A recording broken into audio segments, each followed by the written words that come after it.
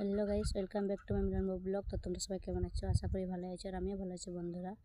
তো আবার একটা আমি ভিডিও নিয়ে চলে এসেছি বন্ধুরা। তো প্লিজ আমাকে হেল্প করো আমার ছেলেটাকে সুস্থ করে তুলতে বন্ধুরা। আমার ছেলেটার আমি আগেও বলেছি, এখনও বলছি যে আমার ছেলের পায়খানা রাস্তা নেই বন্ধুরা। তো সাইডে কোমরের মধ্যে করে দিয়েছে।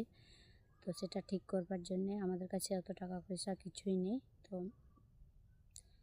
টাকা পয়সা থাকলে মনে হয় আমার ছেলের অপারেশন মানে যেখানে থাকার কথা সেখানে হয়ে যেত তাড়াতাড়ি। কিন্তু এখন আস্তে আস্তে বড় হচ্ছে বন্ধুরা। তো জানি না বড় হয়ে কী হবে না হবে, খুব ভয় লাগে সেটা ভেবে যে বড় হয়ে যদি কিছু হয়ে যায় আমার ছেলেটার। ছোটোবেলায় সবার অপারেশন করে দিচ্ছে, আর বড় হয়ে যদি আমার ছেলেটার করে যদি কোনো কিছু হয়ে যায় আমি কী করে থাকবো?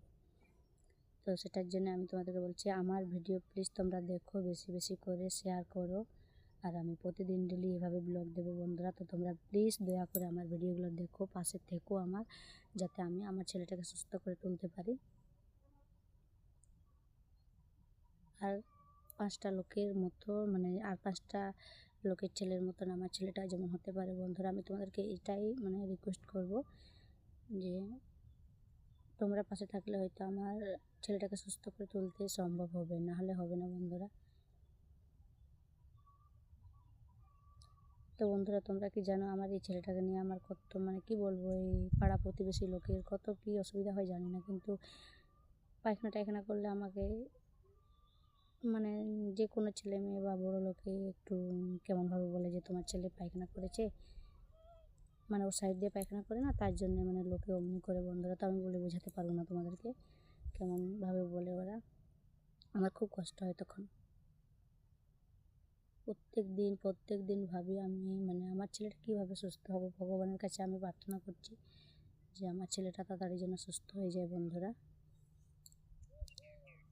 তো জানি না বন্ধুরা কোন কর্মের ফল আমার ছেলেকে দিচ্ছে ভগবান। আমি ভাবি যে আমি যদি দোষ করেছি আমাকে তো কষ্টটা, কিন্তু আমার ছেলেকে কেন? আমার ছেলে কার কী দোষ করেছে বন্ধুরা? এইটুকু ছেলেটা কিছুই জানে না, কিন্তু তার এত বড় একটা কষ্ট আমাকে যদি দিতে ভগবান, তাহলে আমি মেনে নিতাম। কিন্তু আমার ছেলের পক্ষে আমার ছেলের কষ্টটা আমি দেখতে পাচ্ছি না বন্ধুরা। ডাক্তার এসে আমাদেরকে বলেছে যে প্রত্যেক দিন তাকে ওয়াশ করতে এত বড় একটা সিরিঞ্জ দিয়েছে বন্ধুরা। সে সিরিঞ্জ আর একটা লম্বা একটা পাইপ আছে, সেই পাইপটা সেই পায়খানার মধ্যে দিয়ে তাকে ওয়াশ করতে হয়। কত কাঁদে আমার ছেলেটা, কত কষ্ট হয়, কিন্তু আমি কি করব, না করলেও হচ্ছে না। ডাক্তার বলেছে যে এগুলো করতে হবে। কত কাঁদে, কত জন দিয়ে আমরা ধরে ওয়াশ করি বন্ধুরা। তোমরা প্লিজ আমার পাশে থেকো, আমি তোমাদের কাছে রিকোয়েস্ট করছি বন্ধুরা, আমার পাশে থেকো, আমাকে সাহায্য করো তোমরা, আমি যেন এগিয়ে যেতে পারি আরও। তারপরে আমার ছেলেটাকে আমি সুস্থ করে তুলতে চাই, ভালো করে দেখতে চাই বন্ধুরা।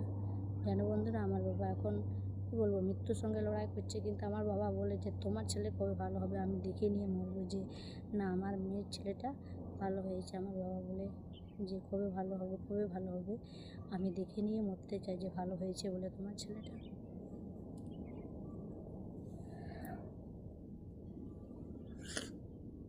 তো তোমরা প্লিজ আমার ভিডিও দেখো বন্ধুরা, আর আমাকে হেল্প করো।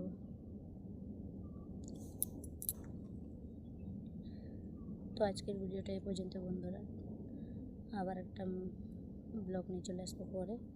তো আজকেরটা এইটুকুই।